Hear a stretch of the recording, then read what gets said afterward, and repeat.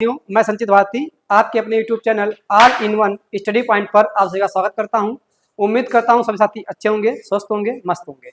साथियों, हमने अभी तक जो पॉलिटी में जो हमारा सेशन चल रहा है उसी में मूल अधिकार पढ़ा था और मूल अधिकार में हमने 3 वीडियो के माध्यम से मूल अधिकार को समाप्त किया था।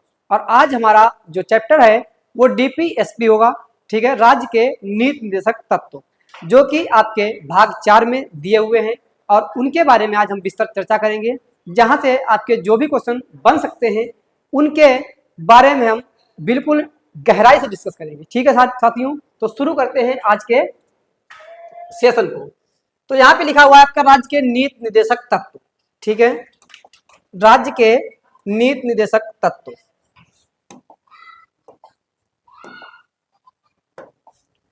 चलिए देखते हैं साथियों। तो राज्य के नीति निर्देशक तत्व की अगर बात की जाए, इनको हम शॉर्ट फॉर्म में क्या कहेंगे? DPSP। ठीक है, क्या कहते हैं?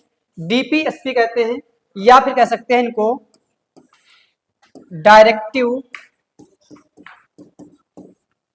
प्रिंसिपल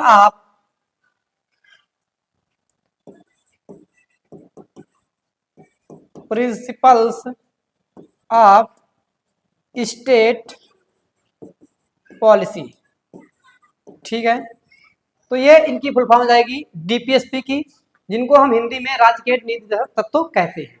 अब बात करते हैं ये किस भाग में है, इनका वर्णन किस अनुच्छेद में दिया गया है, कहां से कहां तक है, किस देश से इनको हमने अपने संविधान में शामिल किया है और इनका उद्देश्य क्या था। ठीक है, तो पहली बात तो ये हम जान लेते हैं कि जो हमारा भाग, किस भाग में हमारे राज्य के नीति निर्देशक तत्व हैं। तो पहली बात है भाग 4 में राज्य के नीति निर्देशक तत्व हैं। ठीक है, भाग 4 में। ठीक है, किसमें है?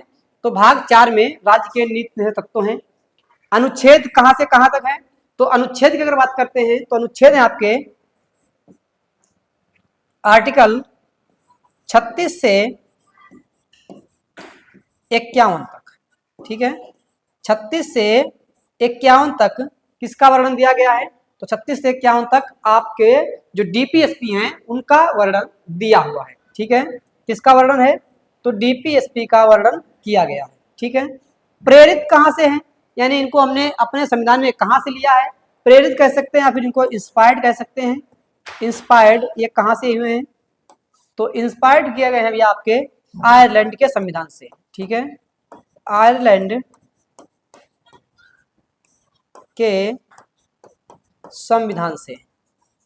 ठीक है, आयरलैंड के संविधान से इनको हमने अपने संविधान में शामिल किया है। ठीक है भैया, तो ये हम कह सकते हैं।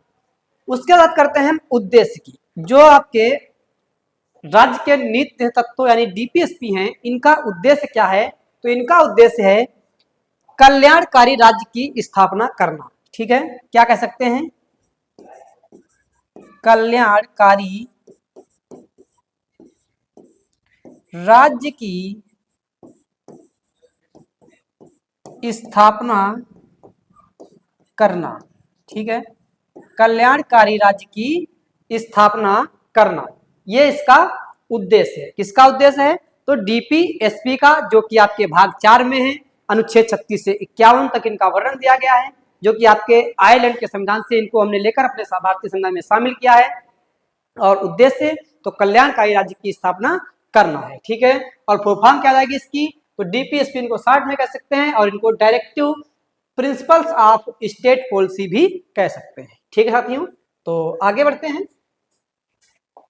आगे बात किया है कि आपका एक नोट में दिया हुआ है, नोट में लिखा है राज्य के नीति निर्देशक तत्व न्यायालय द्वारा लागू नहीं कराए जा सकते हैं क्योंकि इन्हें वैधानिक शक्ति प्राप्त नहीं है।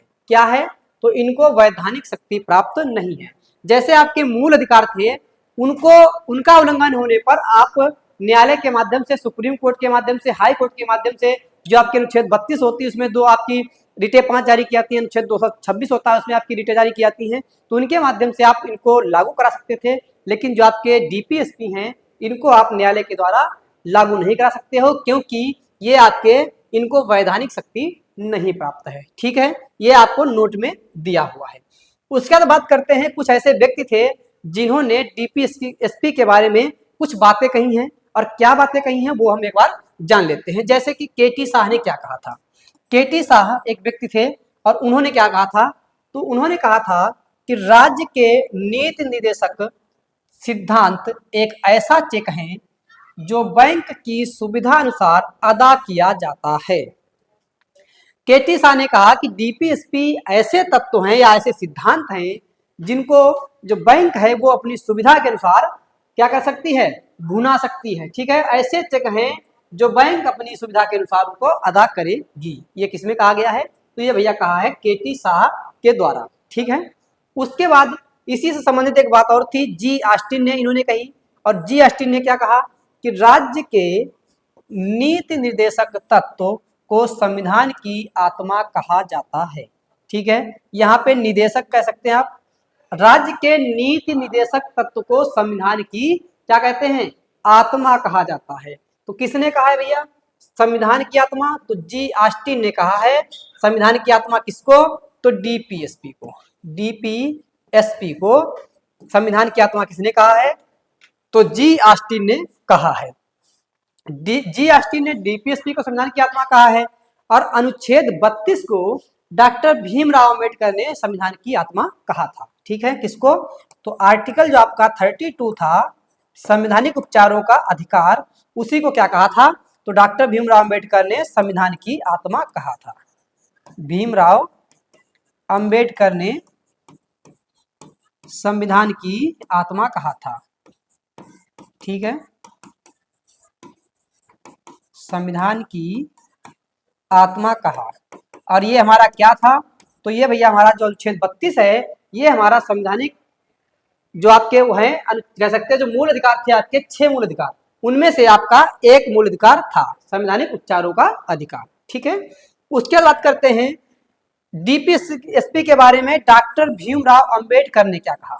जो भीमराव अंबेडकर जी थे इन्होंने डीपीएसपी के बारे में क्या कहा, तो इन्होंने डीपीएसपी के बारे में कहा है कि डीपीएसपी को भारतीय संविधान की अनोखी विशेषता कहा है। क्या कहा है, भारतीय संविधान की अनोखी विशेषता डॉक्टर भीमराव अंबेडकर ने किसको कहा है, तो भैया इन्होंने कहा है डीपीएसपी को। ठीक है, जो आपके केटी शाह है इन्होंने क्या कहा है, तो इन्होंने डीपीएसपी को कहा है कि ये ऐसा बैंक का चेक है जिसको बैंक अपनी सुविधा के अनुसार अदा करेगी। ठीक है, जी ऑस्टिन ने क्या कहा है, तो जी ऑस्टिन ने डीपीएसपी को संविधान की आत्मा कहा है। ठीक है भैया, यहां तक आप समझ गए होंगे। तो उसके बाद हम आगे बढ़ते हैं। आगे अगर बात की जाए, अब हम बात करेंगे अनुच्छेद की, जो कि आपके अनुच्छेद 36 से 51 तक डीपीएसपी का वर्णन है, और अब हम उन अनुच्छेदों को पढ़ेंगे। ठीक है, तो पहला है आपका अनुच्छेद 36, और इसमें क्या कहा गया है, इसमें कहा गया है राज्य की परिभाषा, डिफिनीशन ऑफ स्टेट। ठीक है, डिफिनीशन ऑफ स्टेट, राज्य की परिभाषा। जैसे हमने आपको बताया है कि अनुच्छेद अगर बात की जाए, जो बात आपके अनुच्छेद 12 में कही गई है, आर्टिकल 12 में जो बात कही गई है वही बात आपकी आर्टिकल 36 में कही गई है, और वही बात आपकी आर्टिकल 152 में भी कही गई है। जो भैया राज्य की परिभाषा आपकी अनुच्छेद 12 में भी है, राज्य की परिभाषा आपके अनुच्छेद 36 में भी है, और राज्य की परिभाषा आपके अनुच्छेद 152 में भी दी हुई है। और जिसमें आपकी जो राज्य की परिभाषा है उसमें आपके 6 निकाय बताए गए थे, जैसे आपके अन्य निकाय था, अदर निकाय था, आपका राष्ट्रपति जैसे था, उसी में आपकी संसद थी। ठीक है, तो ऐसी जो आपके राज्य थे वो सारी बातें आपकी किसमें आती हैं, वो आपके राज्य की परिभाषा के अंतर्गत आपके आती हैं, जो कि आपको हम अनुच्छेद 12 में पूर्ण रूप से लिखा चुके हैं। अगर आपको एक बार वहां जाकर देख लीजिएगा तो आपको पता चल जाएगा कि आपका राज्य की परिभाषा का मतलब क्या हो रहा है। ठीक है भैया, उसके बाद बात करते हैं अनुच्छेद 37 की। और अनुच्छेद 37 क्या कहता है, अनुच्छेद 37 कहता है डीपीएसपी को न्यायालय द्वारा लागू नहीं कराया जा सकता है। ठीक है, किसके द्वारा, तो न्यायालय के द्वारा किसको लागू नहीं करा सकते हैं, डीपीएसपी को, क्योंकि हमने आपको बता दिया कि भैया ये आपके संवैधानिक नहीं है, वैधानिक नहीं है, और जो आपके मूल अधिकार थे उनको आप क्या कर सकते हो, उनको न्यायालय के द्वारा आप लागू करा सकते हो। ठीक है, ये आप न्यायालय के द्वारा इनको लागू नहीं करा सकते हो। उसके बाद करते हैं अनुच्छेद 38 की। अनुच्छेद 38 आपका क्या कहता है, तो अनुच्छेद 38 कहता है कल्याणकारी राज्य बनाना, वेलफेयर स्टेट का निर्माण। ठीक है, कल्याणकारी राज्य बनाना या फिर वेलफेयर स्टेट का निर्माण करना। जैसे कि ऐसे राज्य की आधारशिला रखी जाए जिस राज्य में किसी प्रकार की भी समस्या ना रहे, व्यक्ति आराम से अपना जीवन यापन कर रहा हो, वहां पे सारी सुख सुविधाएं मिल रही हो, कोई लड़ाई झगड़ा ना हो रहा हो। तो ऐसी चीजें जो होंगी राज्य में, जब वो राज्य आपका पूर्ण रूप से खुशहाल होगा तो उसी को क्या कह सकते हैं हम, कल्याणकारी राज्य बनाना या वेलफेयर स्टेट का निर्माण करना। ठीक है भैया, ये किसमें कहा गया है, तो ये आपका अनुच्छेद 38 में कहा गया है। उसके बाद बात करते हैं अनुच्छेद 39 की। और अनुच्छेद 39 में आपके दो खंड दिए गए, 39 का और 39 घा।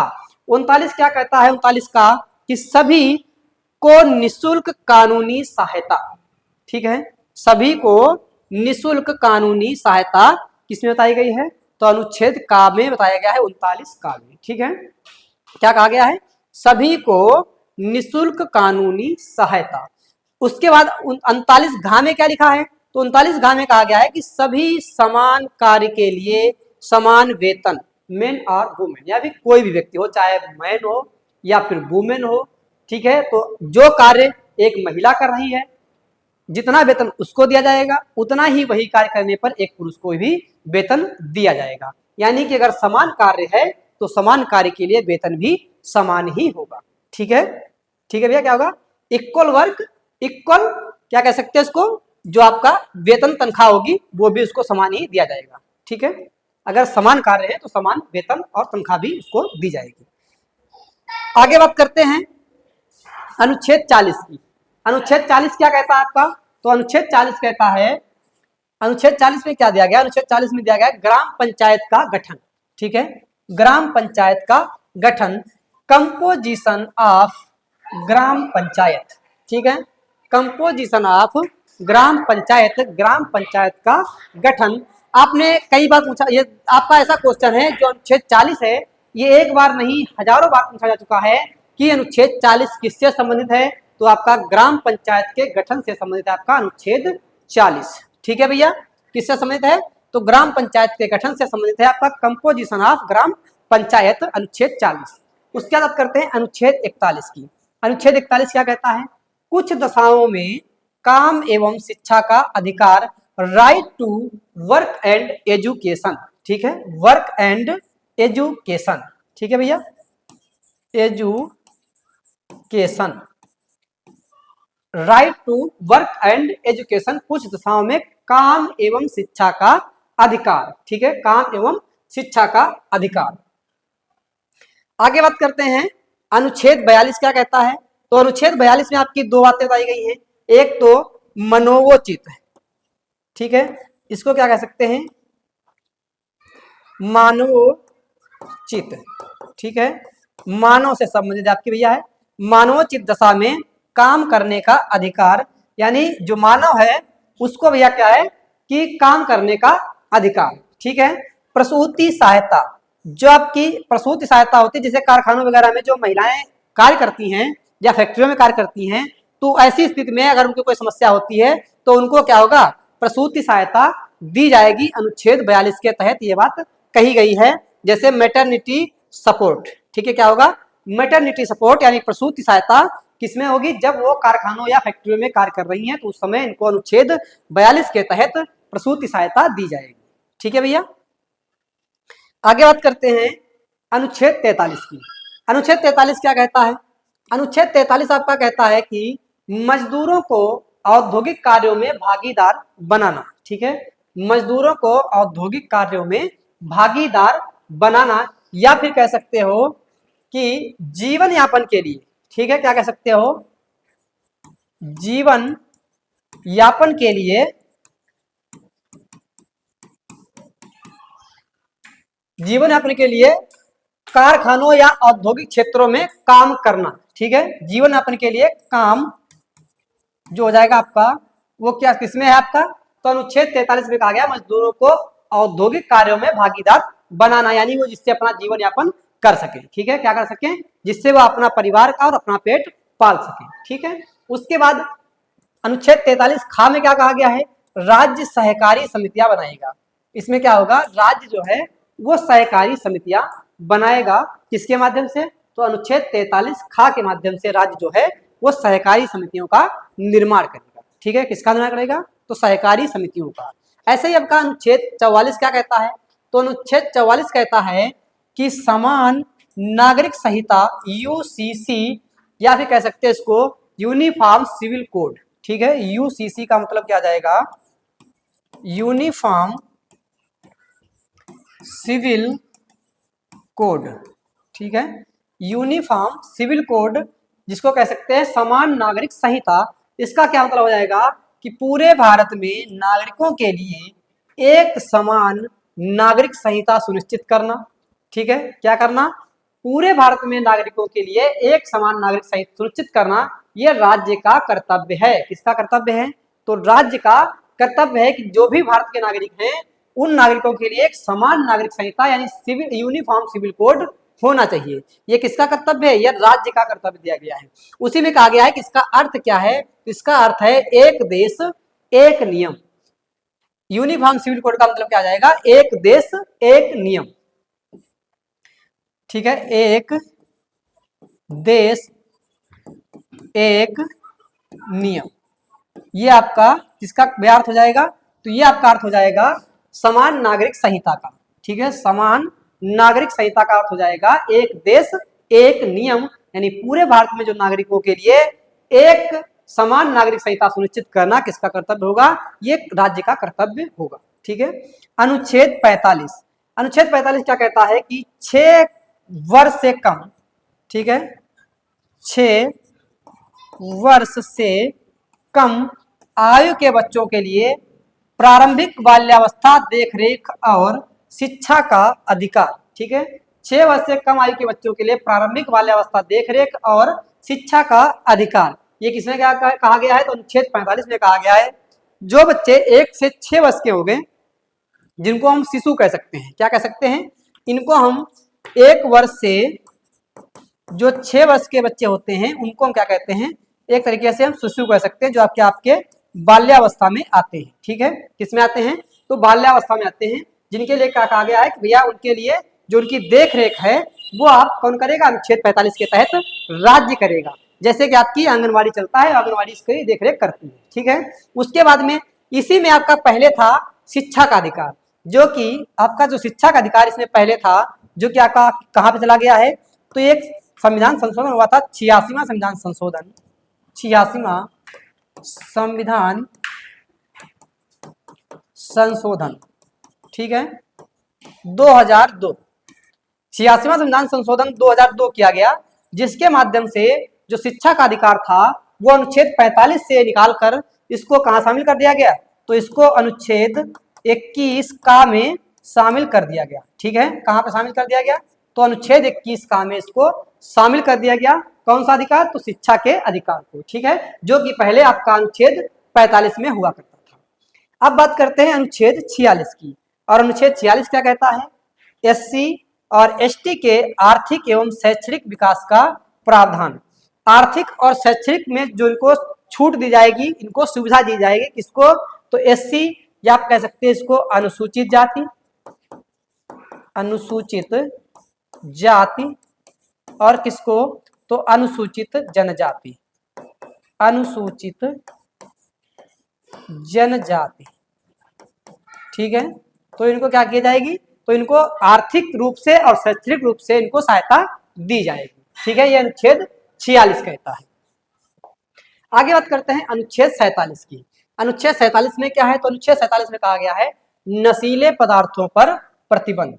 अनुच्छेद 47 के तहत prohibition on narcotic substance, narcotic substance, जो नशीले पदार्थ होते हैं उन पर क्या करेगी? राज्य सरकार प्रतिबंध लगाएगी। किसमें कहा गया है? तो अनुच्छेद 47 में यह बात कही गई है कि नशीले पदार्थों पर प्रतिबंध, लेकिन ऐसा नहीं है, क्योंकि आपकी जानते हैं कि ठेके कितने खुले हैं, ये आपके नशीले ही एक तरीके से कह सकते हो।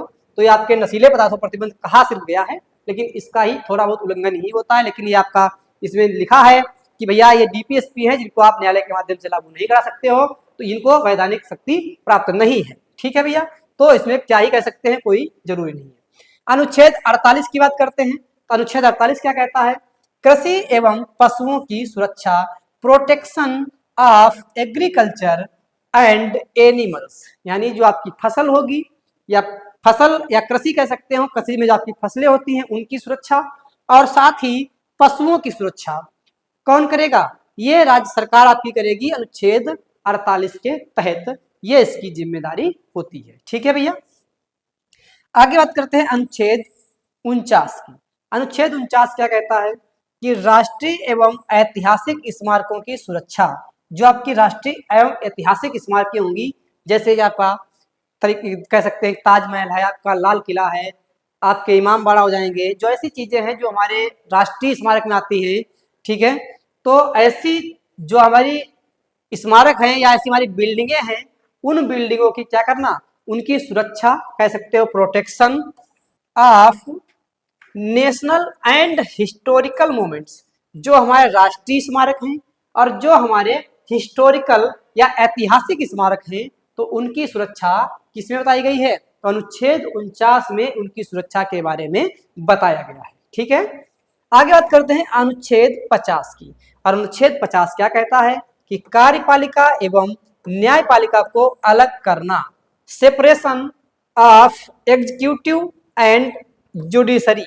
ठीक है, एग्जीक्यूटिव एंड जुडिशरी सेपरेशन मतलब इनको अलग करना, जो कार्यपालिका का कार्य अलग होगा और न्यायपालिका का कार्य अलग होगा, इन दोनों का कार्य जो होगा वो अलग होगा, इनको अलग कर दिया जाएगा। ठीक है भैया, ये इसमें अनुच्छेद 50 में बात कही गई है। आगे बात करते हैं अनुच्छेद 51 की। अनुच्छेद 51 आपका क्या कहता है? जो आपके अनुच्छेद यानी जो आपके डीपीएसपी है, अनुच्छेद 36 से लेकर 51 तक इनका वर्णन किया गया है। उसी में आपका जो आपका लास्ट है वो अनुच्छेद 51 क्या कहता है कि अंतरराष्ट्रीय शांति और सुरक्षा तथा भारत की विदेश नीति से संबंधित निदेशक तत्व, जो भारत की विदेश नीति है वो अंतरराष्ट्रीय शांति को बनाए रखना और साथ ही सुरक्षा, ठीक है, सुरक्षा को बनाए रखना, अंतरराष्ट्रीय शांति को बनाए रखना और भारत की विदेश नीति से संबंधित जो भी तत्व आपके हैं वो किसमें बताए गए हैं? तो वो आपके अनुच्छेद 51 में बताए गए हैं, जो कि आपके डीपीएसपी से संबंधित है। ठीक है भैया, तो क्या कह सकते हैं, डीपीएसपी से आपका संबंधित है अनुच्छेद 51, जिसमें अंतरराष्ट्रीय शांति, सुरक्षा और भारत की विदेश नीति से संबंधित तत्व के बारे में बताया गया है। ठीक है साथियों, तो ये आपकी जो डीपीएसपी थी, ठीक है, डीपीएसपी से रिलेटेड हमने पढ़ा, जो कि आप कह सकते हो क्या है, direct principle of state policy, राज्य के नीति निर्देशक तत्व के बारे में हमने विधिवत रूप से पढ़ा है। जो भी अनुच्छेद किस अनुच्छेद में क्या दिया गया इसके बारे में पढ़ा है। अब उम्मीद करता हूं जो भी आपके अनुच्छेद इससे आएंगे, अगर आपका कोई क्वेश्चन इससे आएगा तो उम्मीद करता हूं नहीं छूटेगा। और अगर आपको क्लास अच्छी लगी है तो हमारे चैनल को लाइक करिएगा और सब्सक्राइब करना बिल्कुल ना भूलिएगा, और उसके साथ ही ज़्यादा से ज़्यादा इस क्लास को शेयर करिएगा। ठीक है, धन्यवाद।